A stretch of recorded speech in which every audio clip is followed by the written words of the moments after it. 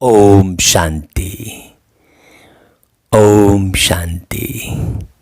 देखो, अमृत वेले से बाबा उठाकर बहुत मीठी मीठी शिक्षाएं अव्यक्त रूप में भी देते हैं। फिर बाद में जब हम मुरली पढ़ते हैं तो ऐसा लगता है कि जैसे बाबा व्यक्त रूप में आकर हमें बिल्कुल सम्मुख हमसे बातें कर रहे हैं। और ये मुरली वास्तव में बाबा का एक प्रेम पत्र है, जिसे पढ़कर बाबा के प्रति हृदय एकदम ऐसा जुड़ जाता है जो जन्म जन्मांतर की प्यास मन की बुझ जाती है और मन एकदम प्रफुल्लित होकर और सद्मार्ग की ओर चलने लगता है। मन अब हमारा गुलाम हो जाता है। हम मन के गुलाम नहीं रहते। अब हम जैसा चाहें वैसे मन को चला सकते हैं। पहले आत्मा मन के वशीभूत होकर न जाने कितने विकर्म करती रही, संस्कारों के वशीभूत होकर न जाने कितनी आदतों को अपने जीवन में लाकर अपने तन के स्वास्थ्य को, अपने परिवार के स्वास्थ्य को बिगाड़ती रही। आत्मा की बुद्धि भटकती रही, भ्रष्ट होती रही। लेकिन बाबा ने आकर ज्ञान सुनाकर बुद्धि को कितना दिव्य बनाया और उस दिव्य बुद्धि के द्वारा हमें सतयुग की राजाई प्राप्त करने का एक सद्मार्ग दिखाया। गीता में वर्णन है कि अंतमति सो गति। अंतमति, मति यानी होता है बुद्धि, अर्थात इस देह को छोड़ते समय जो बुद्धि में रहेगा, है ना, वैसी ही गति अर्थात वैसा ही मार्ग आप पकड़ लेते हैं। कहा जाता है अंत काल जो स्त्री सुमरे, मतलब अंत समय में यदि स्त्री की याद आ गई तो फिर उसकी क्या गति होगी? उसकी वही गति होगी कि उसे पुनः ऐसे स्थान पर जन्म लेना पड़ेगा जहाँ से उस स्त्री का फिर मिलन हो, चाहे माँ के रूप में, चाहे बहन के रूप में, चाहे भाई के रूप में, किसी भी रूप में उस आत्मा से फिर मुलाकात होती है। ये सिस्टम चलता रहता है। इसलिए अंतमति सो गति जो गीता में मुख्य बात बताई है, उसे संभालने की आवश्यकता है। और मीठे भाइयों और बहनों, आपको ये अच्छे से मालूम है कि अंत कौन सा दिन है, कौन सा समय है, ये किसी को भी नहीं मालूम। क्यों नहीं मालूम? क्योंकि उसे ये ज्ञान नहीं है कि वो शरीर नहीं, एक आत्मा है। बाबा ने सबसे पहली यही शिक्षा दी कि बच्चे, आप हमेशा अपने को आत्मा समझते रहो। जब आप अपने को आत्मा समझोगे तो अपने घर की भी याद आएगी और अपने को ये आवरण, जो देह का आवरण लिया है, जो टेम्परेरी पार्ट बजाने के लिए लिया है, अगर हमेशा अपने को शरीर इस नाम रूप में फंसा कर रखोगे तो बार बार इसी पतित पुरानी दुख भरी कलयुगी दुनिया में ही जन्म लेना पड़ेगा, है ना।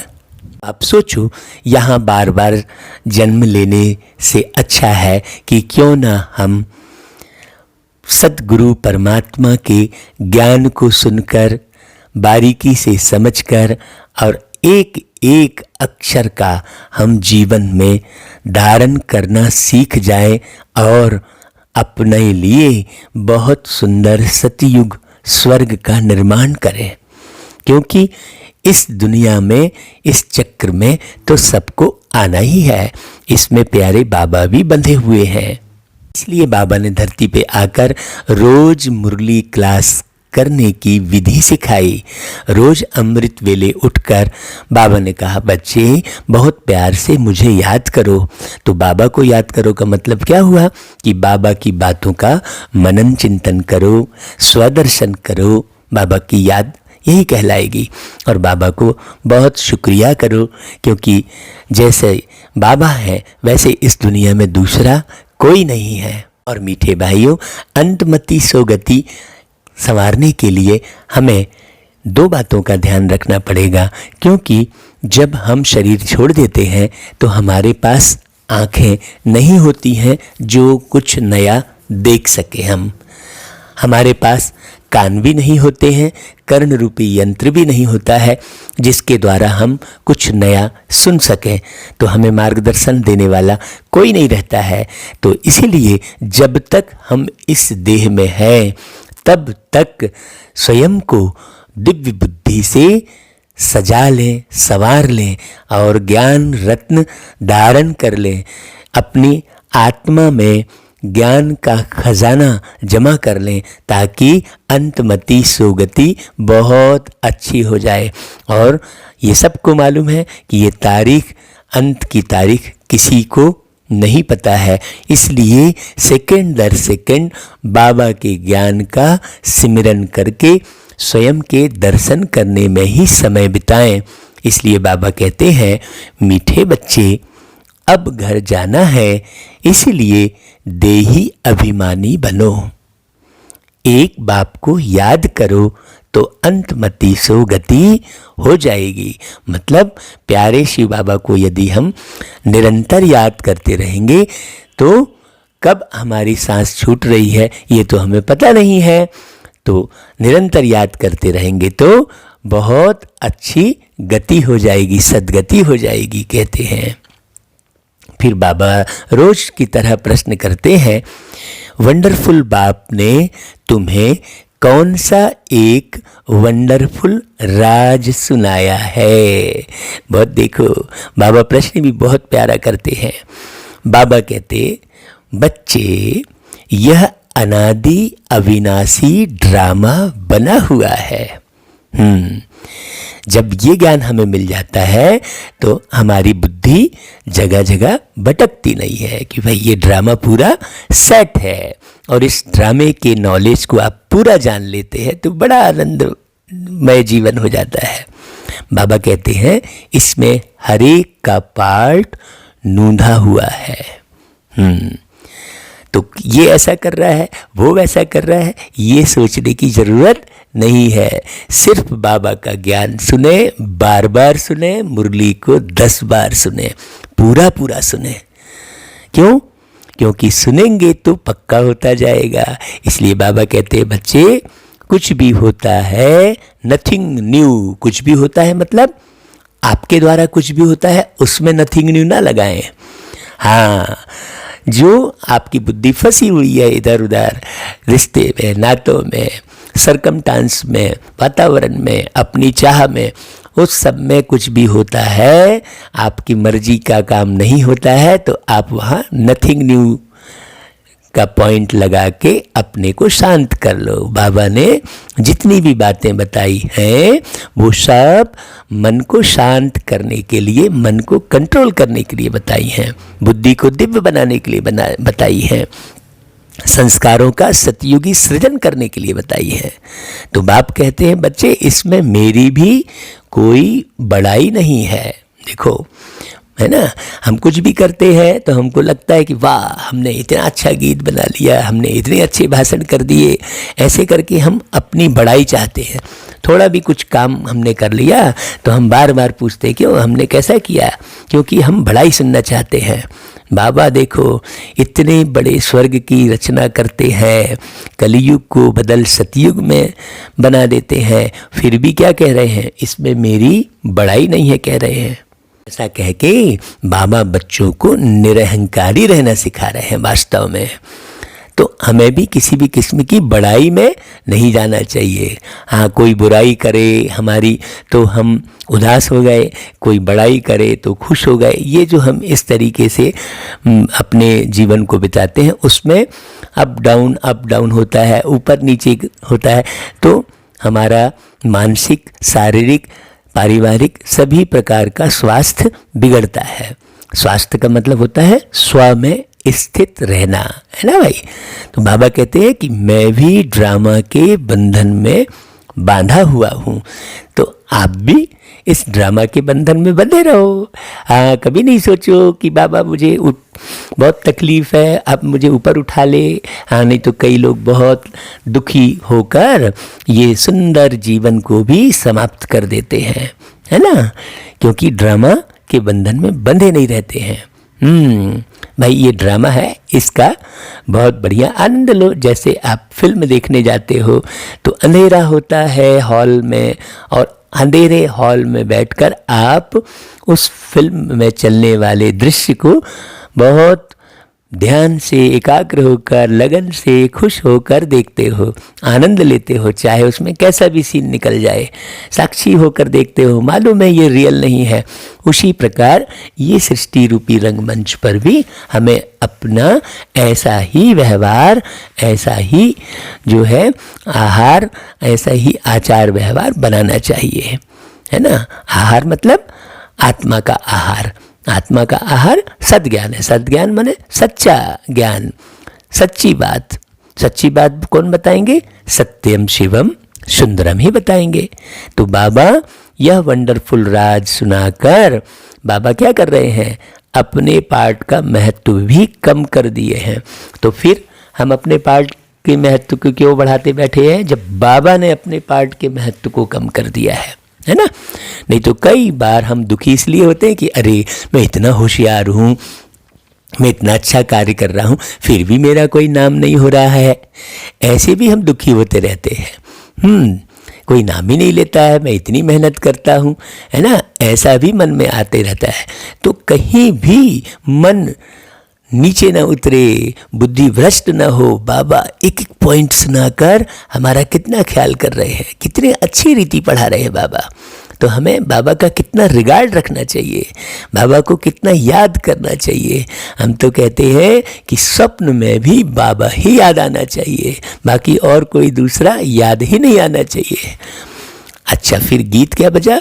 आखिर वह दिन आया आज। बाबा कहते ओम शांति। मीठे मीठे रूहानी बच्चे यह गीत गा रहे हैं।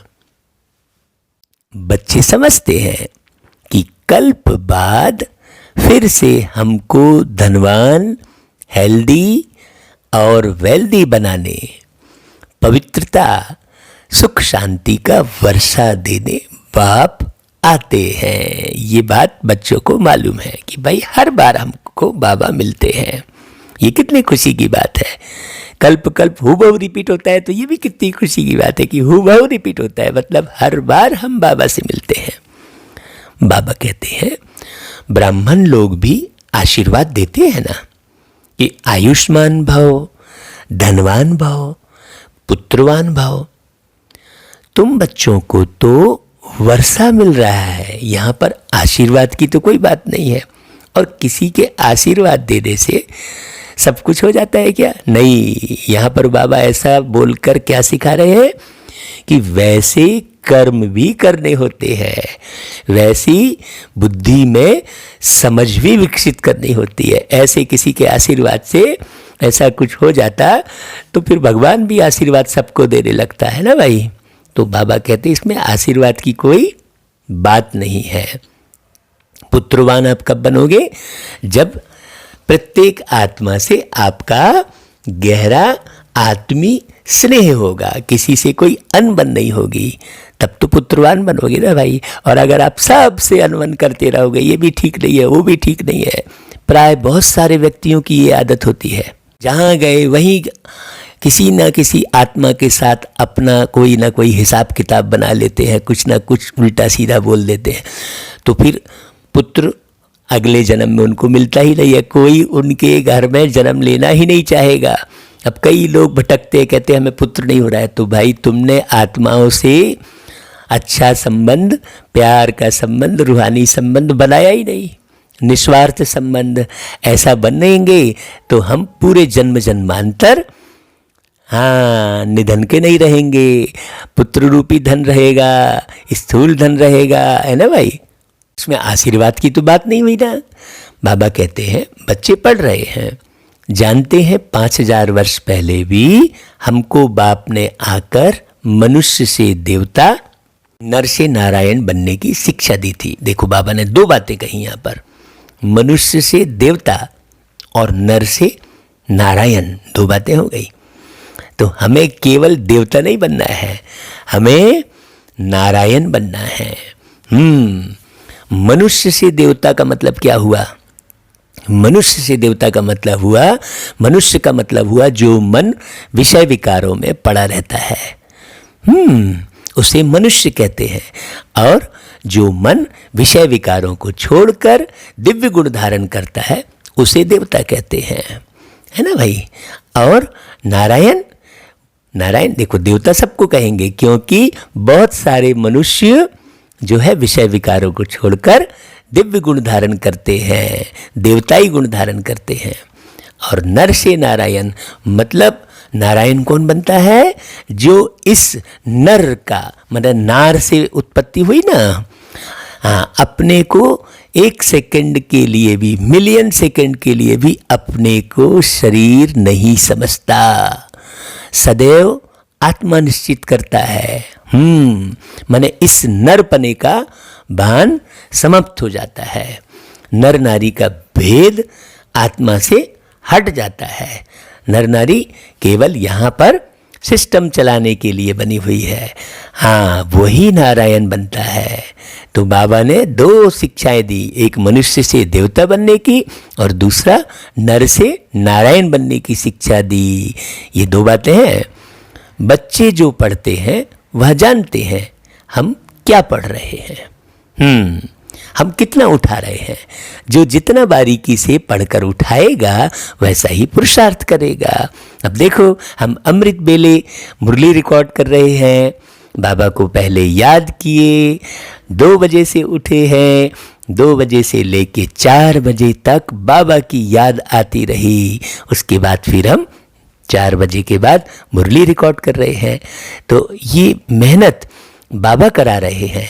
बहुत ओना है ना हमें कि हाँ बाबा आए हुए हैं, हमारा श्रृंगार कर रहे हैं, तो हम क्यों समय सोने में गंवाएं, हम सुबह क्यों ना उठें, क्योंकि सुबह सुबह बहुत सतो प्रधान समय होता है। जब हमारी आदत सुबह सुबह उठने की और प्यारे बाबा को याद करने की रहती है तो हम बेहद की सुबह में फिर नीचे उतरते हैं, ऊपर परमधाम से नीचे आते हैं धरती पर और पहले पहले सतयुग में जन्म लेते हैं। ये बड़ी रहस्यमयी बात है, बहुत समझने की बात है। बाबा कहते हैं कि बच्चों को ये मालूम है कि पढ़ाने वाला कौन है। ये ओनर रहेगा ना कि शिव बाबा पढ़ा रहे हैं तो मुरली जरा भी मिस नहीं करेंगे। उनमें भी नंबरवार पुरुषार्थ अनुसार जानते हैं। जो जितना गहरा पुरुषार्थ करेगा, जैसे जैसे श्रीमत है बाबा की, बाबा ने कहा बच्चे अमृत बेले उठो, तो बच्चे की नींद बिल्कुल अपने आप खुल जाएगी, उसे अलार्म लगाने की भी जरूरत नहीं पड़ेगी क्योंकि बाबा की प्रीत उसे उठा देती है। बाबा से जो दिली स्नेह रखता है जो बच्चा, उसे अलार्म लगाने की या गीत सुनकर उठने की आदत नहीं रहती, वो बाबा की याद में उठता है। उठकर बाबा को याद नहीं करने की बात है, बाबा की याद में उठता है वो। बाबा कहेंगे कि हम बच्चों को मालूम है या तो राजधानी स्थापन हो रही है वह डीटी किंगडम स्थापन हो रही है, कोई ऐसी साधारण पढ़ाई तो नहीं है भाई। ये समय स्थापना का चल रहा है, तो स्थापना के समय में जो बहुत लग कर पुरुषार्थ कर लेगा तो अपने वो कई जन्म संवारेगा। आखिर तुम सुख पाने के लिए ही तो परेशान हो रहे थे ना भाई, कि हमारे को भी सुख मिल जाए, हम भी धनवान बन जाए। हर एक मनुष्य आत्मा यही चाहती है ना। बाकी तो गरीबी में जो जीवन जीते हैं वो कंप्रोमाइज करते हैं, समझौता कर लेते हैं जीवन से कि चलो ऐसा ही मिलेगा। वो ये नहीं सोचते हैं कि मुझे ये जो मिला है वो कई जन्मों के कर्मों की वजह से मिला है, तो मैं अपने कर्म सुधार लूँ। ऐसा ज्ञान नहीं होने के कारण वो क्या करते हैं, वो गरीबी से ही समझौता कर लेते हैं, दुख से समझौता कर लेते हैं। इसलिए वो गीत गाते हैं, समझौता गमों से कर लो, समझौता गमों से कर लो, जिंदगी में गम भी मिलते हैं, ओ पतझड़ आते ही रहते हैं, पतझड़ आते ही रहते हैं, कि मधुबन फिर भी खिलते हैं, ओ समझौता गमों से कर लो, समझौता गमों से कर लो। आपने ये गीत सुना होगा कि जिंदगी में गम भी मिलते हैं, लेकिन गम क्यों मिलते हैं, उसको सुधारने से गम दूर होंगे, समझौता करने से गम दूर नहीं हो जाएंगे। हाँ, उस गम को दूर करने के लिए प्यारे बाबा हमें बहुत सुंदर पढ़ाई पढ़ाते हैं। आगे के जो गीत में जो कहा कि मधुबन फिर भी खिलते हैं, देखो वो मधुबन खिला है ना माउंट आबू की धरती पर, और बाबा आके वहाँ कैसे पढ़ा रहे हैं, सोचने की बात है। तो हम अपने घर को भी मधुबन बना सकते हैं। बाबा ने कहा कि भाई मैं तो माउंट आबू की धरती पर आता हूँ, लेकिन मुझे याद करने वाले बच्चे तो सारे विश्व में हैं। तो जहाँ बाबा को सही अर्थों में जो बच्चे याद करते हैं, उनके लिए उनका घर ही मधुबन है, फिर वो इधर उधर भागते भी नहीं हैं। तो मैं पुरुषार्थ अपने मन को मधुबन बनाने का है, अपने जन को मधुबन बनाने का है, अपने घर को मधुबन बनाने का है। बाबा कहते हैं बच्चे जो पढ़ते हैं वो जानते हैं ये सब। बाबा कहते हैं कि भाई आदि सनातन देवी देवता धर्म की स्थापना हो रही है ना, तो हमें ये बात समझना चाहिए। ये साधारण कोई प्रवचन नहीं चल रहा है, हाँ, ये साधारण कोई भाषण नहीं है, ये हम आपको नई दुनिया की स्थापना जैसा बाबा करा रहे हैं उसकी विधि हम बता रहे हैं। इसे बड़े गौर से सुनना चाहिए। बाबा कहते हैं पहले शूद्र थे, फिर ब्राह्मण बने, फिर देवता बनना है। पहले शूद्र थे मतलब हमारे कर्म शूद्र थे, हमारे विचार शूद्र थे। बाबा जाति की कोई बात नहीं कर रहे हैं, नहीं तो हम समझ जाएं कि अरे भगवान भी जाति की बात कर रहे हैं। ऐसा कोई जाति धर्म वाली बात नहीं है। देवता मतलब सदैव देने वाला, शांति देने वाला, सुख देने वाला। हाँ, धर्म का मतलब होता है धारण करना। धर्म का अर्थ कोई पार्टिकुलर कोई शब्द नहीं है। हाँ, बाबा कहते हैं दुनिया में किसी को यह पता नहीं है कि अभी हम शूद्र वर्ण के हैं। हाँ, मतलब हमारे कर्म सारे शूद्र हो गए हैं, भले स्थूल में जाति कुछ भी बोल रहे हैं। अब देखो ना भाई, आज के कितने ब्राह्मणों को हम देखते हैं, वो ब्राह्मण खुद स्वीकार करते हैं कि भाई हाँ, हम आपको एक बताया, हम एक गए थे घर किराए से देखने, तो वो ब्राह्मण का घर था, बाहर बने ब्राह्मण का सरनेम लिखा हुआ था। तो हम बोले यार ये ब्राह्मण है, बढ़िया जो है ये शाकाहारी होंगे, अच्छे बढ़िया भगवान की भक्ति वाले होंगे, तो इनका घर किराए से लेना अच्छा रहेगा। तो जब हम गए तो हमें वहाँ का वाइब्रेशन थोड़ा अच्छा नहीं रहा, तो हमें मालूम पड़ा। तो हमने उनसे कहा कि भाई आप ब्राह्मण? बोले हाँ। हमने कहा कि यहाँ किसी प्रकार का खान पान जो है शुद्ध शाकाहारी होता है ना? बोले नहीं नहीं, हम ब्राह्मण जरूर हैं, लेकिन भाई हम आपको, आप जान गए हो तो हम आपको खुद ही बताते हैं कि भाई हम तो जो है शाकाहारी नहीं है। हाँ, हमारे बच्चे भी शाकाहारी नहीं है, ऐसा स्पष्ट वो स्वीकार कर रहे थे।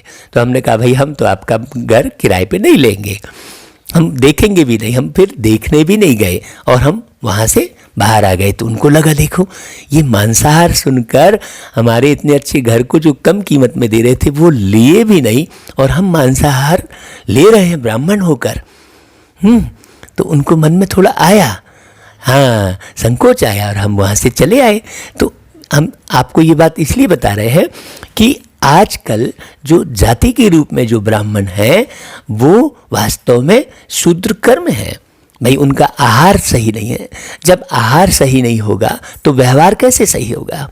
किसी को मार कर माने अपने पेट में डालना वास्तव में पेट को शमशान घाट बनाना कहलाएगा ना, मरी हुई चीज़ को पेट में डालना। भाई प्रकृति ने इतना बढ़िया खाने पीने के लिए बहुत सारी जो है वस्तुएं तो दी है ना, तो फिर हम किसी को मारकर क्यों खाएं? उसमें भी तो एक आत्मा ही है ना जो चल फिर रही है। जितने भी संसार में चलते फिरते दिखते हैं हमें, है ना, व्यवहार में आते दिखते हैं, उन्हें कभी नहीं मारना चाहिए और उन्हें मार के खाना नहीं चाहिए। लेकिन अभी तो ये दुनिया पूरी तमो प्रधान हो गई है, इसलिए बाबा कहते हैं कि दुनिया में किसी को यह पता नहीं है कि अभी हम शूद्र वर्ण के हैं, सभी के सभी। हाँ, तुम बच्चे समझते हो, यह तो सत्य बात है। क्यों?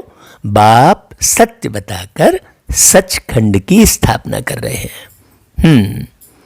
स्पष्ट कह रहे हैं बाबा। देखो, सतयुग में झूठ पाप आदि कुछ भी नहीं होता। क्यों नहीं होता? क्योंकि यहाँ जो संगम युग में बाबा शिक्षा दे रहे हैं, वो शिक्षा प्राप्त करके आत्माएं फिर उतरती हैं। बाबा कहते कलयुग में ही अजामिल पाप आत्माएं होती हैं। हाँ, यह समय बिल्कुल रौरव नरक का ही है। दिन प्रतिदिन आप खुद देख रहे होंगे रौरव नरक दिखाई पड़ता है। बाबा ने पहले कहा था कि दिन प्रतिदिन रौरव नरक दिखाई पड़ेगा। ये मुरली काफी समय पहले चलाई बाबा ने, और आज प्रत्यक्ष दिख रहा है ना कैसा रौरव नरक है। बाबा कहते हैं कि मनुष्य ऐसा ऐसा कर्तव्य करते रहेंगे जो समझेंगे बिल्कुल ही तमो प्रधान दुनिया बनती जा रही है। अभी देखो ऐसे ऐसे वीडियो आते हैं। अब बताओ, एक डॉक्टर किडनी निकाल रहा है तो ये रौरव नरक वाली बात नहीं कहलाएगी? मनुष्य को माने किसी भी तरीके से मार के उसकी किडनी निकाल कर धन की हवस में आ गया। सोचो, धन कमाने की कितनी हवस हो गई कि जिसे नेक्स्ट टू गॉड कहते हैं डॉक्टर को, वही है वो गॉड ना कहलाकर देखो कैसा हो गया है। तो ये रौरव नरक नहीं है, बाबा कहते हैं। और ये सारा सारा रौरव नरक किसके कारण बना? इसमें भी बाबा ने कहा काम महाशत्रु है। जो काम, जो वासना है, जो कामना है, जो इच्छा है, बाबा कहता है इच्छा कभी अच्छा नहीं बनने देती, वही उससे कराती है ना भाई। कोई मुश्किल पवित्र शुद्ध रह सकता है इस दुनिया में, मुश्किल, हाँ बड़ी मुश्किल है पवित्र रहना। जब बाबा को बहुत याद करेंगे, बहुत मुरली सुनेंगे, तभी पवित्र रह सकते हैं। क्यों? क्योंकि चारों तरफ अपवित्रता का ही बोलबाला है, विषय वासना ही चारों तरफ फैली हुई है। आगे जंगम, जंगम अर्थात होता है फकीर। फकीर लोग कहते थे ऐसा कलयुग आएगा जो 12-13 वर्ष की कुमारियां बच्चा पैदा करेंगी। देखो, पर काम वासना की जो है पराकाष्ठा बताई है बाबा ने। तो भाई अभी तो आप देख ही रहे हैं कि कैसे जो है लोग छोटे छोटे बच्चे अवैध रूप से पैदा करके कहीं भी आप देखने को आता है नाले में पड़े मिलते हैं, है ना। तो ये रौरव नरक नहीं है। और इतना सब कुछ देखने के बाद भी यदि बुद्धि परमात्मा की तरफ नहीं लग रही है, भाग्य विधाता आए हैं धरती पर इतनी सुंदर बातें बताकर भाग्य बनाने के लिए, और हम उन बातों को ना सुने, बार बार ना सुने, पक्का ना करें, तो ये हमारा ही भाग्य खोटा कहलाएगा ना। कहते हैं ना कि जब भगवान भाग्य बांट रहा था तब क्या सो रहे थे? तो वास्तव में ये सोना किस बात को कहेंगे कि अज्ञान की नींद में सोने को ये सोना कहेंगे, है ना, कि सो रहे थे आप। हाँ, जब बाबा ज्ञान बांटकर आपके भाग्य बना रहा था, यही तो वो समय है। हाँ, अब वह समय है। देखो बाबा रौरव नरक की बात पूरी अच्छे से बता रहे हैं कि देखो अभी कौन सा समय चल रहा है। एक तरफ अभी समय चल रहा है, देखो कि कुमार कुमारियां आदि सब गंध करते रहते हैं। जब बिल्कुल ही तमो प्रधान बन जाते हैं तब बाप कहते हैं मैं आता हूं। और बड़ी गहन गंभीर बात यह है कि खूब तमो प्रधान बने रहते हैं और बड़ाई अपनी खूब करते रहेंगे, जबकि बाबा आकर क्या कह रहे हैं कि मेरी भी कोई बड़ाई नहीं है। सोचो, एक तरफ खूब तमो प्रधानता अपनाते रहेंगे, झूठ भी बोलते रहेंगे, सब कुछ करते रहेंगे, बेईमानी करते रहेंगे, लेकिन बातें ऐसी ज्ञान की करेंगे जो बात मत पूछो भाई। बाबा कहते हैं भाई मेरा भी पार्ट है ड्रामा में, मैं भी ड्रामा के बंधन में बंधा हुआ हूँ। मतलब बाबा यहाँ आकर क्या कह रहे हैं कि भाई मेरा भी पार्ट है, इसलिए अब कोई कहे कि पहले क्यों नहीं आए, तो बाबा ने कहा भाई समय अनुसार ही, ये सृष्टि के चक्र के अनुसार ही मैं आता हूँ। बाबा कहते हैं तुम बच्चों के लिए कोई नई बात नहीं है। बाप समझाते ही ऐसे है, देखो बाबा कितना सरल कर रहे हैं। भाई नई बात नहीं है, किसी भी बात को अगर नई बात नहीं समझेंगे तो बड़ी सहज हो जाएगी वो, है ना भाई। देखो कितना क्लियर कर रहे बाबा, चक्र लगाया नाटक पूरा होता है। अब बाप को याद करो तो तुम सतो प्रधान बन, सतो प्रधान दुनिया के मालिक बन जाएंगे। कौन बोल रहा है भाई, ये सोचने की बात है। हर बार ये समझना चाहिए कि ये बातें कौन बोल रहे हैं। हाँ, अभी यहाँ कौन सुना रहे हैं इस बात पर ध्यान नहीं देना चाहिए, नहीं तो बहुत सारे लोग कौन सुना रहा है मुरली उस पर ध्यान देते हैं। भाई किसकी मुरली चल रही है ये ध्यान देना चाहिए, उस मुरली को कौन सुना रहा है ये नहीं ध्यान देना चाहिए। वाणी किसकी है ये समझना चाहिए और उस स्मृति में रहकर मुरली सुनना चाहिए। अब कोई अच्छा सुना रहा है, खराब सुना रहा है वाली कोई बात नहीं है भाई, बात तो बाबा की चल रही है ना। चाहे कोई भी सुनावे, बाबा जिसको ड्यूटी दे दे, जो ड्यूटी ले ले, सेवा ली जाती है, सेवा जो है दी नहीं जाती है। जो लेकर सेवा करता है वो अपने भाग्य बनाता है। तो बाबा कहते हैं कि चक्र लगाया नाटक पूरा होता है। अब बाप को याद करो, है ना भाई। बाप कोई अपने पार्ट को इतना महत्व नहीं देते हैं। बाबा कहते हैं यह तो मेरा पार्ट है, हर 5000 वर्ष बाद मुझे आना पड़ता है, ड्रामा में मैं बंधायमान हूँ। आकर तुम बच्चों को बहुत सहज याद की यात्रा बताता हूँ। अंतमति सो गति मैं ही कराता हूँ अच्छे से। बाबा कह रहा है देखो, क्योंकि सदगुरु है ना बाबा, तो सदगति बताते हैं बाबा।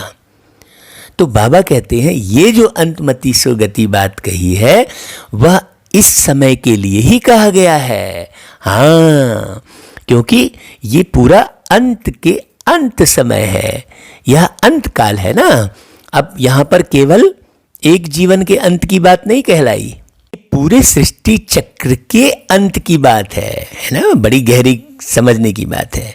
बाप युक्ति बताते हैं। भाई कौन सी युक्ति बताते हैं कि मामे कम याद करो, सारा खेल याद का है। जितनी मुरली पढ़ेंगे उतना बाबा की याद सारे दिन आएगी, गारंटी है। ये अनुभव की हुई बात हम आपको शेयर कर रहे हैं। आप गाड़ी भी चलाते रहेंगे ना तो आपको बाबा की याद आएगी। आप गाड़ी चलाते चलाते किसी चौराहे में ट्रैफिक में रुक गए तो वो रेड सिग्नल जो दिखाई देता है, वो रेड सिग्नल देख के कौन याद आएगा? बाबा याद आएंगे। भाई आप रेड गॉस्केट जलाकर ही तो बाबा को याद करने की आदत डाले हो। तो भाई जो चौराहे पर आप खड़े होते हो वहाँ भी तो रेड सिग्नल जल रहा है, तो हर घड़ी बाबा की याद आएगी। हाँ, बच्चे भी समझते हैं हम नई दुनिया के मालिक बनेंगे। भाई जो हमें नई दुनिया का मालिक बना रहे वो कितना याद आएगा। बाप घड़ी घड़ी कहते हैं नथिंग न्यू। बाबा एक जिन्न की कहानी सुनाते हैं ना, उसने कहा काम दो तो कहा सीढ़ी उतरो और चढ़ो। यहाँ कौन सी सीढ़ी की बात कर रहे बाबा? बाप भी कहते हैं यह खेल भी उतरने और चढ़ने का, इसमें घबराने की कोई बात ही नहीं है। देखो बाबा का ज्ञान सुनने के बाद कितनी खुशी बढ़ जाती है। पतित से पावन, पावन से पतित बनना है, ये सिस्टम है ना भाई। पतित से पावन और पावन से पतित। तो अब पतित हो गए हो, बाबा ने आके बताया कि शूद्र हो गए हो, पतित हो गए हो, तो अब पावन बनो। ये सिस्टम है, सिस्टम के अंदर बनो तुम भी, ये कहने का मतलब है। यह कोई डिफिकल्ट बात तो नहीं है भाई, सिस्टम में चलना कोई डिफिकल्ट बात नहीं है। आप झूले में बैठ गए तो झूला स्वतः चलता है ना, आप बस आनंद लेते हो उसका, लेकिन झूले में बैठो तो सही। माने इस ड्रामे की पटरी को अच्छे से समझो और उसमें बैठो। बाबा कहता है बहुत सहज, परंतु युद्ध कौन सी है यह न समझने के कारण शास्त्रों में लड़ाई की बात लिख दी है। वास्तव में माया रावण पर जीत पाना तो बहुत बड़ी लड़ाई है। हाँ, दूसरों से लड़ना बड़ा आसान है, लेकिन स्वयं की कमी कमजोरी से लड़ना और जीत हासिल करना ये डिफिकल्ट बात है। देखो बाबा कैसे प्यार से पढ़ाते हैं। बच्चे देखते हैं, हम घड़ी घड़ी बाप को याद करते हैं, फिर याद टूट जाती है। माया क्या करती है? माया दीवा बुझा देती है। भाई कौन सा दीवा बुझा देती है? हाँ, ज्ञान का दीवा।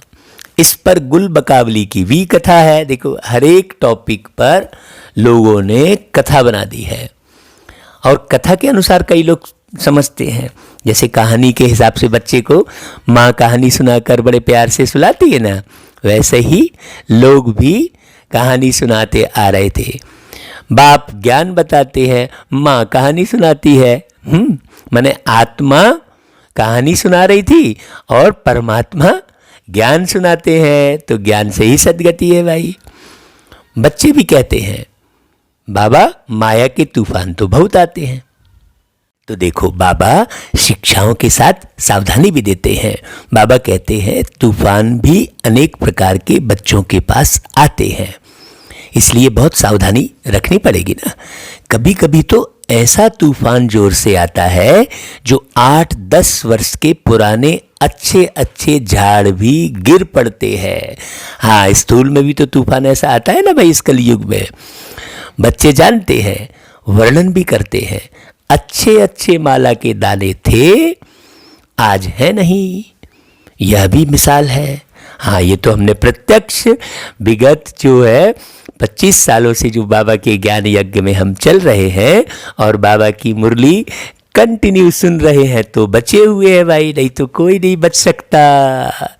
यह भी मिसाल है, गज को ग्राह ने खाया। भाई कौन जो है इस तूफान में आ जाएगा?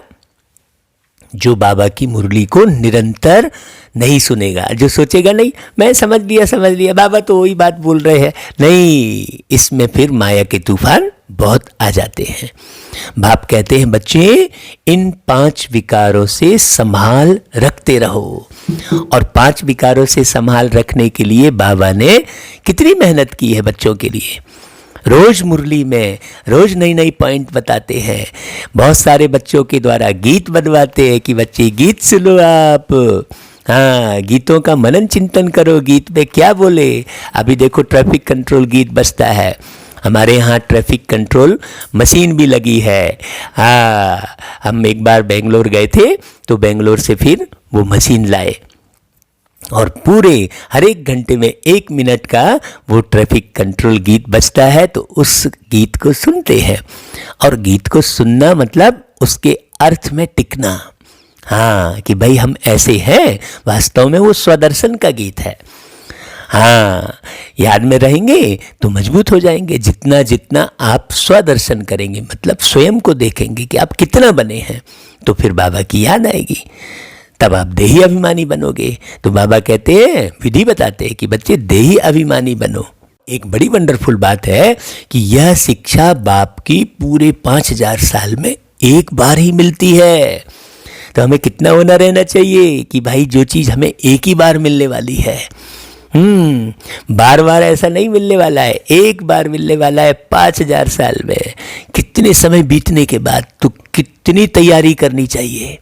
हाँ, एक एक सेकंड हमें सफल करना चाहिए, श्वासें सफल करना चाहिए।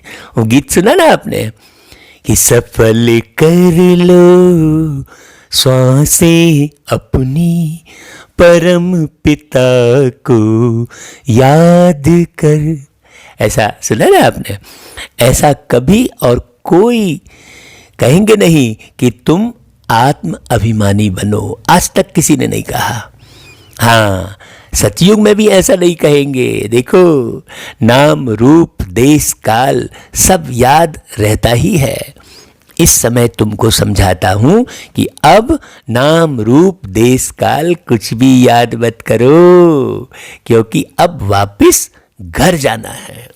ये समय बाबा बता रहे हैं कि अब घर जाना है तो संपन्न बनकर चलो, कभी भी मौत सामने आ जाएगा, क्योंकि सरकमस्टांस इतने बिगड़े हुए हैं। इसलिए लापरवाही नहीं, सेकंड सेकंड बाबा की याद, मिलियन सेकंड बाबा की याद में रहना है। बाबा कह रहे हैं, बच्चे तुम पहले सतो प्रधान थे, याद दिलाते बाबा। फिर सतो रजो तमो में तुमने पूरे 84 जन्म लिए हैं, इसे बहुत पक्का करो। इसलिए पक्का करोगे तो क्या होगा, माया नहीं आएगी। फिर उसमें भी नंबर 1 कौन है? नंबर 1 ये ब्रह्मा है, जिनके तन में बाबा बैठे हैं। भाई नंबर 1 के तन में ही बैठेंगे ना भाई। औरों के 83 जन्म भी हो सकते हैं, इनके लिए पूरे 84 जन्म है। अब अपने पुरुषार्थ की जांच करो और पता लगाओ कि भाई आप पहले जन्म में उतरने लायक बने हो कि नहीं बने हो। बाबा तो पहले पहले श्री नारायण थे, इनके लिए कहते हैं गोया सबके लिए समझ जाते हैं। बहुत जन्मों के अंत में ज्ञान लेकर फिर वह नारायण बनते हैं। बाबा जिनके तन में प्रवेश करते हैं उनके लिए ही कहते हैं। एक, सबका मालिक एक कहते हैं, तो वो एक को पूरा जानता है। हाँ, ये बात बड़ी समझने की है। तो लोग सबका 84 जन्म समझ लेते हैं, नहीं। तो बाबा 84 जन्मों की बात ब्रह्मा के लिए समझाते हैं। सभी अपने लिए न समझें, अपने पुरुषार्थ को देखें। हाँ, केवल 84 जन्मों की कहानी सुन लेना ही एकदम पक्की बात नहीं हो गई। अपने पुरुषार्थ को देखते रहना और अच्छा पुरुषार्थ करते रहना। बाबा कहते हैं कि झाड़ में भी दिखाया है ना, यहाँ श्री नारायण और पिछाड़ी में ब्रह्मा खड़ा है। नीचे राजयोग सीख रहे हैं, राजयोग सीखते कहाँ दिखा रहे हैं? झाड़ में, जड़ में दिखाते हैं। इसलिए शो नहीं करना चाहिए। हाँ भाई, हम आधार स्तंभ हैं, ये समझना चाहिए। इस पूरे सृष्टि रूपी वृक्ष के हम आधार हैं। कितनी बड़ी जिम्मेवारी है हमारे ऊपर। प्रजापिता को कभी परमपिता नहीं कहेंगे, परमपिता एक को कहा जाता है जो ऊपर बैठते हैं। हाँ, सृष्टि रूपी झाड़ के आधार हम हैं और परमपिता हमें मजबूत बनाते हैं। मजबूत आधार होना चाहिए ना भाई, मजबूर आधार थोड़ी होना चाहिए। बाबा कहते हैं प्रजापिता फिर इनको कहा जाता, यह देहधारी है। भाई प्रजा मतलब देहधारी, और पुत्र मतलब आत्मा। सीधी सी बात है। मीठे मीठे बच्चे किसको कह रहे हैं? आत्मा को कह रहे हैं, और प्रजा शरीर सहित आत्मा को कह रहे हैं। तो बाबा कहते हैं यह देहधारी है और शिव बाबा विदेही है। इनका चित्र है, माने इस आत्मा का चित्र है। ये शरीर एक चित्र है भाई, इस फोटो किसका खींचेगा? शरीर का ना। और बाबा शरीर नहीं है तो बाबा विचित्र है। हाँ, लौकिक बाप को पिता कहेंगे और इनको प्रजापिता कहेंगे। वह परम पिता तो परम धाम में रहते हैं। अलग अलग बात हुई ना भाई। प्रजापिता ब्रह्मा परम धाम में नहीं कहेंगे, वह तो यहाँ साकारी दुनिया में हो गया, सूक्ष्म वतन में भी नहीं है। प्रजा तो है स्थूल वतन में ना भाई। हाँ, जब शरीर के साथ आत्मा रहती है तो प्रजा के अंदर आएगी। प्रजापिता को भगवान नहीं कहा जाता है, भगवान का कोई शरीर का नाम नहीं है। मनुष्य तन जिस पर नाम पढ़ते हैं उनसे वह न्यारा है। हाँ, हम जितने भी आत्मा हैं सबका शरीर से नाम है, आत्मा का अपना नाम नहीं है। इसलिए आत्मा चली गई कह देते हैं। हाँ भाई, बहुत गहरी बात है। आत्माएं वहाँ रहती हैं तो स्थूल नाम रूप से न्यारी हैं, परंतु आत्मा तो है ना, नाम रूप नहीं है लेकिन आत्मा तो है ना भाई। साधु संत आदि कुछ भी नहीं जानते, वो लोग सिर्फ घर बार छोड़ते हैं, बाकी दुनिया के विकारों के अनुभवी तो है ना। छोटे बच्चे को कुछ भी पता नहीं रहता है, इसलिए उनको महात्मा कहा जाता है। भाई उन साधु संतों से श्रेष्ठ तो वो छोटा बच्चा है, क्योंकि वो अनजान है। 5 विकारों का उनको पता ही नहीं रहता, इसलिए छोटे बच्चे को पवित्र कहा जाता है ना भाई। बाबा भी यहाँ पर मीठे बच्चे कह रहे हैं, है ना भाई। आपको छोटे छोटे बच्चे के रूप में बाबा देखते हैं, मतलब शरीर रूप में नहीं देख रहे हैं ना बाबा। आत्मा, आत्मा अति बिंदी छोटी है ना। इस समय तो कोई पवित्र आत्मा हो नहीं सकती। छोटे से बड़ा होगा फिर भी पतित तो कहेंगे ना, क्योंकि सब समझ आ जाती है फिर। और आजकल तो बहुत जल्दी आ जा रही है। आजकल तो हर हाथ में मोबाइल देकर और सारा विषय विकार पढ़ा दे रहे हैं। बाबा पवित्र बनने की पढ़ाई पढ़ाते हैं और दुनिया में विषय विकार की पढ़ाई पढ़ा देते हैं वीडियो के माध्यम से। तो पता नहीं कैसा, कितना गंदा लगा पड़ा है। बाबा कहते हैं, बाप समझाते हैं सबका अलग अलग पार्ट है, इस ड्रामा में नूदा हुआ है। इस चक्र में कितने शरीर लेते हैं, कितने कर्म करते हैं, जो सब फिर रिपीट होना है। पहले पहले आत्मा को पहचानना है। इतनी छोटी सी आत्मा में 84 जन्मों का अविनाशी पार्ट भरा हुआ है ना भाई। तो जो भी दुख सुख मिल रहा है वो पार्ट भरा हुआ है ना, इसलिए कहीं भी हमें मूंझना नहीं चाहिए। हाँ, बाबा ने ज्ञान बता दिया, ड्रामा भी अविनाशी है, बना बनाया है। ऐसे नहीं कहेंगे कि कब से शुरू हुआ। अब भाई एक चक्र है, ये तो चक्र को कब शुरू हुआ थोड़ी बोल सकते हैं। कुदरत कहते हैं ना। आत्मा कैसी है, यह ड्रामा कैसे बना हुआ है, इसमें कोई कुछ भी कर नहीं सकता। जैसे समुद्र अथवा आकाश का अंत नहीं निकाल सकते, यह भी अविनाशी ड्रामा है भाई। किसी भी गोले का अंत कहाँ निकाल पाएंगे, हैं? सीधी सीधी चीज का अंत निकाल लेंगे कि भाई यहाँ से शुरू हुआ यहाँ खत्म हो रहा है, ऐसा बोलेंगे। लेकिन गोले का कहाँ से अंत निकालेंगे भाई। हाँ, कितना वंडर लगता है ना जैसे बाबा वंडरफुल, वैसे ज्ञान भी बड़ा वंडरफुल है कि नहीं भाई।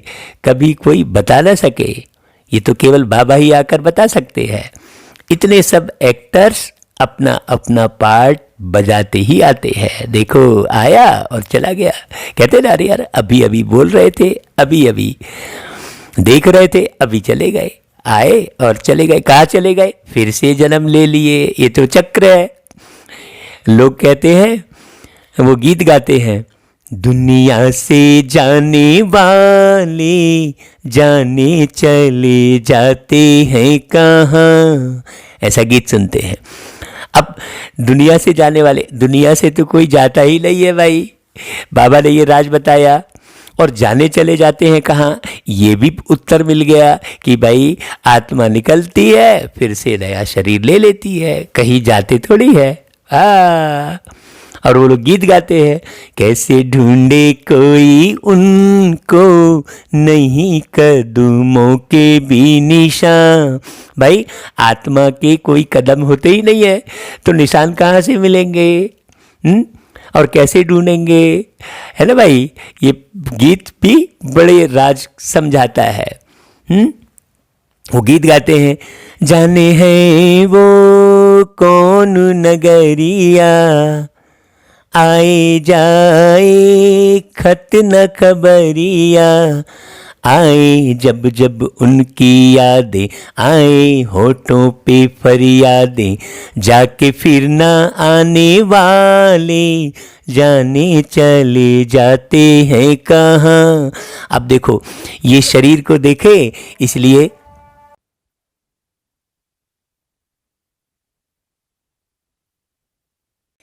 कह रहे हैं कि भाई जाके फिर ना आने वाले। यदि आत्मा को देख के बात करते तो आत्मा तो फिर आती है। हाँ, यहाँ कोई आता है और फिर से शरीर लेकर फिर जीवन जीने लगता है और नए फिर आते रहते हैं। इसलिए जनसंख्या बढ़ती जाती है।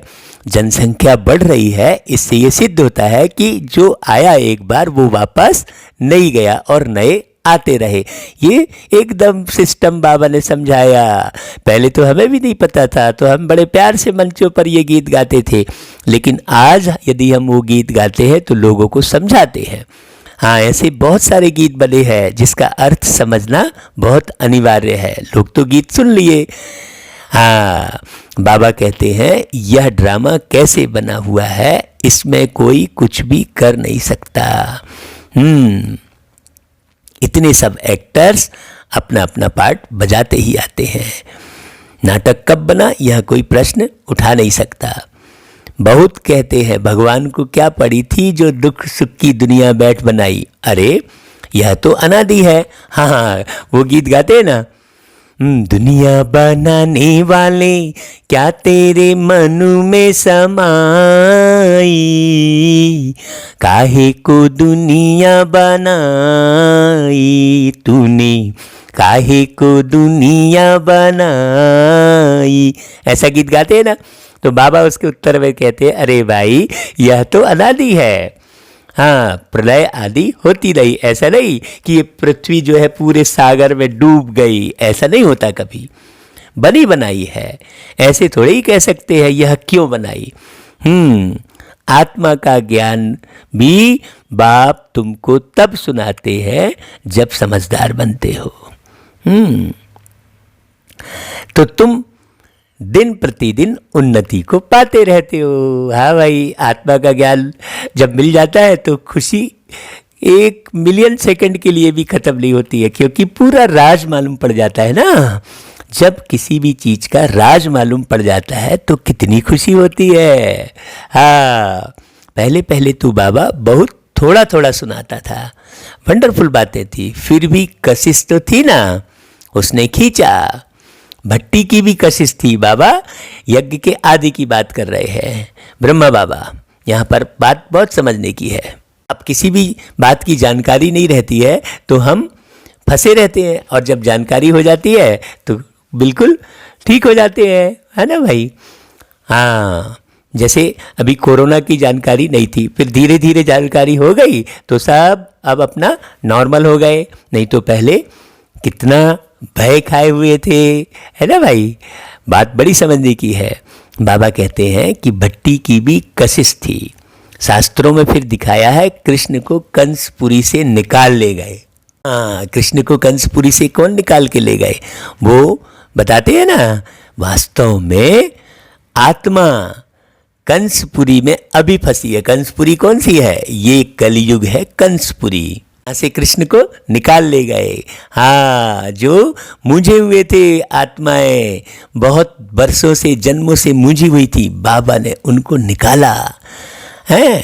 अब तुम जानते हो कि कंस आदि तो वहाँ होते ही नहीं। कहाँ? सतयुग में।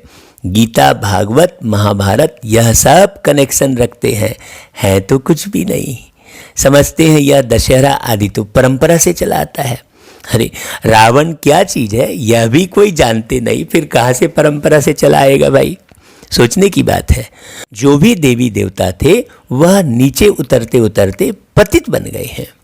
रणियाँ भी वह मारते हैं जो जास्ती पतित बने हैं, इसलिए पुकारते भी हैं हे पतित पावन। हाँ, बहुत लोग बहुत ज़्यादा पतित हो गए हैं तो वो बहुत ज़्यादा दुख पाते हैं। यह सब बातें बाप ही बैठ समझाते हैं।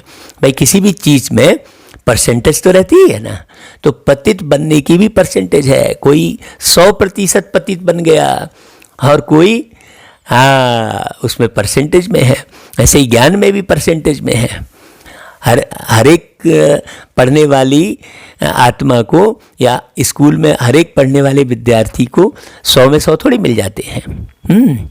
पढ़ाई के अनुसार ही मिलते हैं। उसी प्रकार यहाँ भी है। सृष्टि चक्र के आदि मध्य अंत को और कोई नहीं जानते, सिर्फ बाबा के सिवाय। बाबा ही आकर हम बच्चों को बताते हैं। हम जो आपको मुरली सुना रहे हैं इसमें कोई हमारी बड़ाई थोड़ी है। ये तो हम बाबा से अमृत बेले बातचीत करते हैं, अर्थ पूछते हैं, बाबा हमें बताते हैं, वही हम रिकॉर्ड करके आपको सुनाते हैं। तो सारा खेल जो है जानने वाले पूरा पूरा बाबा है। तो बाबा कहते हैं तुम जानने से फिर चक्रवर्ती राजा बन जाते हो। अबे तो ये खुशी होती है कि भाई हम पूरे चक्र के राज को बहुत अच्छी रीति जानकर समझकर और वैसे जीवन का निर्माण कर रहे हैं, तो खुशी रहेगी ना। अगर वैसे ही जीवन का निर्माण नहीं करेंगे तो फिर फीलिंग आती रहेगी। किसी ने कुछ कह दिया तो फीलिंग आएगी, खुशी में नहीं रहेंगे। इसलिए बहुत मुरली सुनना और बहुत समझना और बहुत स्वयं को देखना। हाँ, बाबा कहते हैं त्रिमूर्ति में लिखा हुआ है, यह तुम्हारा ईश्वरी जन्म सिद्ध अधिकार है। ब्रह्मा द्वारा स्थापना, शंकर द्वारा विनाश, विष्णु द्वारा पालना, ऐसा लिखा हुआ है ना, तो फिर विनाश भी जरूर होना है ना। ये क्यों भूले हुए हैं? विनाश किसका होना है? विषय विकारों का नाश होना है। हाँ, ये तंग, सारी दुनिया के लोग तंग हो रहे हैं, काहे के कारण? विषय विकारों के कारण। तो नाश किसका होगा? विषय विकारों का। नई दुनिया में बहुत थोड़े होते हैं, जो विषय विकारों का नाश करेगा वो नई दुनिया में जीवन पाएगा, और जो नाश नहीं करेगा, जो ज्ञान ही नहीं उठाएगा नई दुनिया का, वो नई दुनिया में आएगा कैसे? है कि नहीं भाई? अभी तो अनेक धर्म हैं, समझते हैं एक आदि सनातन देवी देवता धर्म नहीं है, फिर जरूर वह एक धर्म चाहिए ना। महाभारत भी गीता से संबंध रखती है। हाँ भाई, महाभारत की कथा भी सुनाते हैं ना। और भागवत में क्या है? गीता, महाभारत, रामायण, सब ग्रंथों को मिलाकर भागवत बनाई है। हाँ, बाबा की बड़ी कमाल है, बाबा ने हमें भागवत कथा सुनाने का भी अवसर दिया, और लोगों ने समझा कि हम भागवताचार्य बन गए। अरे भाई, भागवताचार्य सब हैं। कौन सब है? जो भगवान के आचरण को धारण करे वो भागवताचार्य। सुनाने वाला बस थोड़ी भागवताचार्य, लेकिन लोग सुनाने वाले को भागवताचार्य कह देते हैं। नहीं, ये बात बड़ी समझने की है। बाबा कहते हैं यह चक्र फिरता रहता है, एक सेकंड भी बंद नहीं हो सकता। सेकंड भी बंद नहीं होगा, माने जीवन का अंत ही नहीं है। हाँ, कोई नई बात नहीं है, बहुत बारी रजाई ली है। हाँ, देखो, गौर करो कि बहुत बारी रजाई ली है। याद आ रहा है? वो अंदर बड़े सूक्ष्म में याद आ रहा है। अंदर में समझते हो हमने कितनी बार रजाई ली थी। कल की ही तो बात है, कल ही तो देवी देवता थे, फिर चक्र लगाए, आज हम पतित बने हैं। ये कल और आज का बड़ा सुंदर खेल है ना भाई। फिर हम योग बल से विश्व की बादशाही लेते हैं। बाबा देखो कितना खुश होकर सुना रहे हैं। बाप कहते हैं कल्प कल्प तुम ही बादशाही लेते हो। देखो कितनी नशे की बात है भाई, तुम ही लेते हो। जो सुन रहे हो, जो नहीं सुन रहे वो कहाँ से लेंगे? जो 5 मिनट सुने, मुरली को बंद कर दिए। हाँ, जरा भी फर्क नहीं पड़ सकता। राजाई में कोई कम कोई ऊंच बनेंगे, यह पुरुषार्थ से ही होता है। तुम जानते हो पहले हम बंदर से भी बदतर थे, अब बाप मंदिर लायक बना रहे हैं। हाँ, जो अच्छे अच्छे बच्चे हैं उन जो है वे आत्मा बच्चे रियलाइज करती हैं, बरोबर हम तो कोई काम के नहीं थे, अभी हम वर्थ पाउंड बन रहे हैं। रियलाइज करना, रियलाइजेशन का कोर्स करना। बाबा ने कहा व्यक्तवाणियों में, कोर्स तो किया लेकिन रियलाइजेशन का कोर्स नहीं किया, तो फां हो गए। तो कल्प कल्प बाप हमको पैनी से पाउंड बनाते हैं। कल्प पहले वाले ही इन बातों को अच्छी रीति समझेंगे। कितनी खुशी की बात है कि भाई कल्प पहले भी ऐसे ही मुरली पढ़ने का अवसर मुझे बाबा ने दिया, ऐसे ही रिकॉर्डिंग कर रहे थे, ऐसे ही यूट्यूब पर डाल रहे थे। वाह वाह, कितनी खुशी होती है। बाबा कहते हैं तुम भी प्रदर्शनी आदि करते हो, नथिंग न्यू। तुमने प्रदर्शनी बनाई तो घमंड क्यों कर रहे भाई? हमने ऐसी प्रदर्शनी बनाई, हमने ऐसा म्यूजियम बनाया, हमने इतने जो है भवन बनाए। नहीं, नथिंग न्यू। कुछ भी आप कर रहे हो नथिंग न्यू, पहले भी किया है इन द्वारा ही। हाँ, तुम अमरपुरी की स्थापना कर रहे हो, इसमें तुम्हारा भी कोई वो नहीं है। जब बाबा अपने ऊपर नहीं लेता तो फिर हम क्यों घमंड करें किसी भी बात का? ये भी एक घमंड हो जाता है, क्योंकि बाबा द्वारा ही अमरपुरी की स्थापना हो रही है ना। बाबा कहते हैं भक्ति मार्ग में देवियों आदि के कितने मंदिर हैं। यह सब है पुजारी पने की सामग्री। पूज्य पने की सामग्री कुछ भी नहीं है। बाप कहते हैं दिन प्रतिदिन तुमको गुह पॉइंट समझाते रहते हैं। पूज्य पने की कोई सामग्री थोड़ी होगी भाई, पूज्य पने के तो गुण होंगे ना। हाँ, आगे की ढेर पॉइंट्स तुम्हारे पास रखी है, वह भी क्या करेंगे? ऐसे ही पड़ी रहती है। प्रेजेंट तो बाप दादा नई नई पॉइंट समझाते रहते हैं। हाँ, हम भी जब पुरानी डायरियाँ देखते हैं जो हम 10-20 साल पहले से जो लिख रहे थे, उन डायरियों को जब हम पढ़ते हैं तो हमको लगता है कि अरे हम ये क्या लिख रहे थे। क्यों? नई नई पॉइंट्स बहुत अच्छी अच्छी बाबा समझाते रहे और नया नया होता रहा। तो पुरानी डायरी जब हम उठा के देखते हैं जो हम लिख रहे थे तो हमको लगता है इसमें तो कुछ भी नहीं है। हाँ, बाबा कहते हैं आत्मा इतनी छोटी सी बिंदी है, उनमें सारा पार्ट भरा हुआ है। यह पॉइंट कोई आगे वाली कापियों में थोड़ी ही होंगी। बिल्कुल सही बात है। जब हम शुरू में पढ़ रहे थे तब तो ऐसा नहीं था ना। फिर पुरानी पॉइंट्स को तुम क्या करेंगे? हाँ, पिछाड़ी की रिजल्ट ही काम आती है। बहुत सूक्ष्म बात कर रहे हैं बाबा। अभी का पुरुषार्थ आपको काम आएगा। पुराना पुरुषार्थ जो किया वो तो हो गया जमा। बिल्कुल सेकंड दर सेकंड पुरुषार्थ करना है। बाप कहते हैं कल पहले भी तुमको ऐसे ही सुनाया था। नंबरवार पढ़ते रहते हैं। कई लोग सोचते हैं कि हमको तो इतने साल हो गए पढ़ते और हमने सब समझ लिया, तो लापरवाह हो जाते हैं। नहीं, बेपरवाह होना है लेकिन लापरवाह नहीं होना है। हाँ, ऐसा नहीं सोचना है कि हमने मुरली तो सुन ली। नहीं, एक एक पॉइंट पर गहराई से मनन चिंतन करना है। कोई सब्जेक्ट में नीचे ऊपर होते रहते हैं। व्यापार में भी ग्रहचारी बैठती है, इसमें हार्टफेल नहीं होना होता है। फिर उठकर पुरुषार्थ किया जाता है। भाई, व्यापार में भी मनुष्य देवाला निकालते हैं ना, फिर धंधा आदि करके फिर से बहुत धनवान बन जाते हैं। तो यहाँ भी कोई विकार में गिर पड़ते हैं। फिर भी बाप कहेंगे अरे बच्चे, अच्छी रीति पुरुषार्थ कर ऊंच पद पाओ। इसका मतलब ये नहीं है कि बार बार गिरना भी है। नहीं, फिर से चढ़ना शुरू करना चाहिए। बाबा कह रहे हैं, बाबा सबको हाँ राहत देते हैं। बाप कहते हैं गिरे हो फिर चढ़ो। ऐसे बहुत हैं, गिरते हैं तो फिर चढ़ने की कोशिश करते हैं। बाबा मना थोड़े ही करेंगे। देखो कितना प्यारा बाबा है। बाबा किसी को धिक्कारते नहीं है, बाबा किसी को दुत्कारते नहीं है, सबको पुचकारते हैं। बाबा की मुरली से समझ में आता है। हाँ, दुनिया में कोई नहीं पुचकारेगा। आप गिरे तो आपसे मुंह टेढ़ा कर लेगा, लेकिन बाबा नहीं करेंगे। इसलिए कभी भी बहुत संभाल करो अपनी भैया।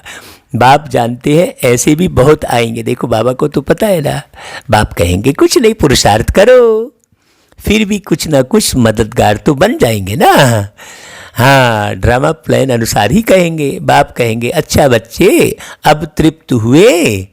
हाँ, पहले भी गोता खाए और फिर गिर गए, तो अब तो तृप्त हो गए ना। बाबा बोल रहे हैं बहुत गोते खाए, चलो अब फिर से पुरुषार्थ करो। बाबा देखो कैसे प्यार से पढ़ाते हैं। बेहद का बाप तो ऐसे कहेंगे ना, भाई बेहद के बाप है, हर एक के ऊपर रहम करेंगे ना बाबा, सबको चांस देंगे ना। बाप के पास कितने आते हैं मिलने। कहता हूँ बेहद के बाप का कहना नहीं मानेंगे, पवित्र नहीं बनेंगे क्या? पूछते हैं बाबा। भाई हमारे पास भी कोई आता है तो हम उससे यही कहते हैं, जो भी दुखी होकर आता है तो हम कहते हैं देखो एक बात हमारी मानोगे ना। हमारे पास बहुत लोग मिलने आते हैं, कितने दुखी आते हैं मिलने ऑफिस में। हम उनसे एक ही बात कहते हैं, भाई विषय विकार बहुत गए, भाई तुम्हारे संतान भी हो गई, अब ये विषय विकार छोड़ो। हम उन्हें पवित्रता का पाठ पढ़ाते हैं। भाई वो पाठ हमें याद कब रहेगा? जब हम खुद पूरी तरह से पवित्र रहेंगे। बाप आत्मा समझ आत्मा को कहते हैं, तो तीर जरूर लगेगा। तो हमें भी ऐसे ही समझ रहे हैं। समझो स्त्री को तीर लग जाता है तो कहेंगे हम तो प्रतिज्ञा करते हैं। पुरुष को नहीं लगता है, फिर आगे चल उनको भी चढ़ाने की कोशिश करेंगे। हाँ, बहुत सी माताओं को हमने देखा, वो अपने पति को ले आती हैं। बिल्कुल प्रत्यक्ष में देखा, क्योंकि बाबा ने तो पूरा देश घुमाया। ऐसा कोई राज्य नहीं बचा जहाँ बाबा सेवा के लिए नहीं ले गए होंगे। हाँ, कहीं ना कहीं कोई ना कोई गांव में तो जरूर गए हैं भाई। बाबा कमाल है आपकी, ड्रामा की भी कमाल है बाबा, और आपकी भी कमाल है। बाबा कहते हैं फिर ऐसे भी बहुत आते हैं जिनको स्त्री ज्ञान में ले आती है। ये तो हमने प्रत्यक्ष में देखा है। हाँ, तो कहते हैं स्त्री हमारा गुरु है। वह ब्राह्मण लोग हथियाला बांधने समय कहते हैं यह तुम्हारा गुरु ईश्वर है। यहाँ बाप कहते हैं तुम्हारा एक ही बाप सब कुछ है भाई। लेके भी आई है स्त्री तो ड्रामा अनुसार लाई है। बाबा कहता है देखो, हाँ, तो कहीं भी उलझना फंसना नहीं है। मैं बहुत दुख देता है, मैं और मेरा ये हटा दो। बाबा कहते हैं मेरा तो एक दूसरा ना कोई, बस ये बात याद रखो। सब उनको ही याद करते हैं, उस एक से ही योग लगाना है। यह देह भी मेरी नहीं है। हाँ, जब तेरी देह भी तेरी नहीं है, फिर कौन तुझको निभाने वाला। ये गीत बनवाया था बाबा ने। हाँ, अभी रिकॉर्ड नहीं हुआ है, करेंगे रिकॉर्ड। अच्छा भाई, बाबा का फिर याद प्यार स्वीकार करें सभी बाबा के बच्चे, नए भी पुराने भी, मीठे मीठे सिकिलदे बच्चों प्रति माता पिता बाप दादा का याद प्यार और गुड मॉर्निंग। रूहानी बाप की रूहानी बच्चों को नमस्ते, और भाई हम रूहानी बच्चों की भी रूहानी माता पिता बाप दादा को याद प्यार गुड मॉर्निंग और नमस्ते। अच्छा भाई, फिर धारणा के लिए सार। हमारे पास कुछ भाइयों के कमेंट्स आए हैं कि सार को भी विस्तार से समझाएं, 15-20 मिनट का अलग से वो क्लास रहे तो ज़रूर सार की जो बात है उस पर भी अलग से क्लास बिल्कुल बाबा करवाएंगे और रिकॉर्ड करके फिर हम YouTube पर अपलोड करेंगे। बहुत बहुत शुक्रिया ऐसे भाई का जिनके मन में ये बात आई, बहुत अच्छा। बाबा की याद खूब रहे उन भाई को, हमारी ये शुभ भावना। अच्छा भाई, बाबा धारणा के लिए सार बताते हैं। कोई भी ग्रहचारी आती है तो दिल शिकस्त हो बैठ नहीं जाना है। किसी भी किस्म का विकार तंग किया तो हाँ, उस पर जीत हासिल करना है। ऐसा नहीं दिल शिकस्त होके बैठ गए। फिर से पुरुषार्थ कर बाप की याद में रह उच्च पद पाने का पुरुषार्थ करना है ना। बाबा सबको राहत देते हैं। दूसरी पॉइंट, स्वयं की स्थिति याद से ऐसी मजबूत बनानी है कोई भी माया का तूफान वार ना कर सके। तूफान तो बहुत आएंगे लेकिन तुम्हारे ऊपर वार ना हो, ये ध्यान रखना। भाई ये युद्ध का मैदान है, तीर कहीं से भी आ सकते हैं क्योंकि चारों तरफ तीर चल रहे हैं। हाँ, बाबा कहते हैं विकारों से अपनी संभाल करते रहना है। अटेंशन देना है किस बात पर, कहीं पर भी आंख ना डूबे। बहुत मुरलियां चलाई हैं बाबा ने। हम तो भैया आप जितना कहोगे उतना समझा लेंगे, लेकिन केवल सुनने से काम नहीं चलेगा। सुनना अच्छा लगे, बनना अच्छा लगना चाहिए। सुनना अच्छा बस लग रहा है नहीं, सुनाते रहें, सुनते रहें, बहुत अच्छा सुनाते हो नहीं, बहुत अच्छा हम बन रहे हैं, इस बात की खुशी होनी चाहिए। अच्छा भाई, फिर वरदान, त्रिकालदर्शी और साक्षी दृष्टा बन, हर कर्म करते बंधन मुक्त स्थिति के अनुभव द्वारा दृष्टांत रूप भव। देखो कितना प्यारा वरदान है। यदि त्रिकालदर्शी स्टेज पर स्थित हो, कर्म के आदि मध्य अंत को जानकर कर्म करते हो तो कोई भी कर्म विकर्म नहीं हो सकता, सदा सुकर्म होगा। हाँ, कोई भी कर्म करने के पहले आप उसे देखो अच्छे से। ऐसे ही साक्षी दृष्टा बन कर्म करने से कोई भी कर्म के बंधन में कर्म बंधनी आत्मा नहीं बनेंगे। साक्षी होकर परिणाम की चिंता न करें, फल प्रभु को चढ़ा दें। तो लोग क्या करते हैं, स्थूल फल चढ़ाते हैं। जो कर्म किया उसके परिणाम को सौंप दो बाबा को। कर्म का फल श्रेष्ठ होने के कारण कर्म संबंध में आएंगे, बंधन में नहीं। कर्म करते न्यारे और प्यारे रहेंगे तो अनेक आत्माओं के सामने दृष्टांत रूप अर्थात एग्जाम्पल बन जाएंगे, सैंपल बन जाएंगे। जैसे ब्रह्मा बाबा सैंपल है, हमारी मीठी दादी प्रकाशमणि सैंपल, हमारी दादी जानकी जी सैंपल है, दादी हृदय मोहिनी जी सैंपल है। बहुत गौर से देखना, ऐसे बहुत सारे यज्ञ में बाबा के बच्चे हैं। अब हम सबका ढेर नाम नहीं ले सकते हैं, बाकी सबको हम श्रद्धा से नमन करते हैं, जितने भी महारथी हैं। हाँ, हमारे मीठे मीठे सूरज भाई देखो, आदरणीय निर्वैर भाई जी, आदरणीय करुणा भाई जी, आदरणीय रमेश भाई जी जो शरीर छोड़ दिए, हाँ, हमारी उषा दीदी कितने सारे लोग, हाँ, तो वही यज्ञ में तो बहुत सारे, हमने सबको देखा, सबके पुरुषार्थ को देखा, और सबको देखकर हम सबके गुणों को लेकर, सबकी बातों को सुनकर खूब बाबा ने यज्ञ की भी सेवा कराई। मधुवन में बहुत रखा बाबा ने हमको। भाई जी, ओम प्रकाश भाई जी इंदौर जोन के थे, हमको इंदौर बुलाकर महीनों रखते थे अपने पास। बहुत प्यार से सब महारथियों ने पाला, उन्हीं की कमाल है। हमारी दीदी कमला दीदी जी है रायपुर में, देखो उन्होंने कितना प्यार से हमको पाला, उनकी कमाल है जो आज हम मुरली सुनाने के लायक बने हैं। सब ब्राह्मण परिवार की दुआएं हैं, सबका प्यार है हमारे ऊपर।